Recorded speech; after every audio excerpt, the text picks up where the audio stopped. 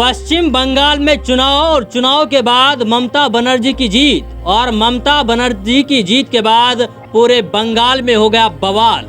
जी हां, इसी बवाल पर काबू पाने के लिए अब देश की सबसे मजबूत पार्टी यानी कि भारतीय जनता पार्टी के कार्यकर्ता और नेता धरने पर बैठ गए हैं। इसके पीछे की वजह ये है कि जब ममता बनर्जी की जीत हुई तो उसके बाद में जश्न हुआ। जश्न होने के बाद में भाजपा के कार्यकर्ताओं को पीटा गया, भाजपा के कार्यालयों में आग लगाई गई और वो तस्वीर देश के सामने रही।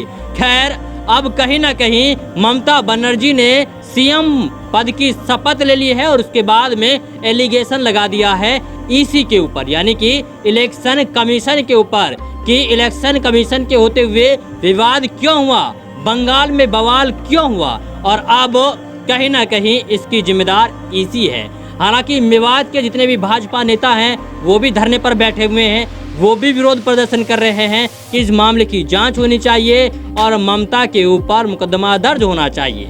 यानी कि अगर ममता चाहती तो ये बंगाल में बवाल नहीं होता। यानी कि बंगाल में बवाल होने की वजह भाजपा के नेता और कार्यकर्ता ममता को ठहरा रहे हैं। अब ऐसे में ममता के खिलाफ पूरे देश भर के भाजपा जनता पार्टी, भारतीय जनता पार्टी लगातार धरने पर बैठी हुई है, विरोध कर रही है और साथ ही ये मांग कर रही है कि जो बंगाल में बवाल हुआ, बवाल में जितने भी लोगों की जानें गई, जितने भी लोगों की मौत हुई, उसकी जिम्मेदार सिर्फ और सिर्फ ममता बनर्जी है।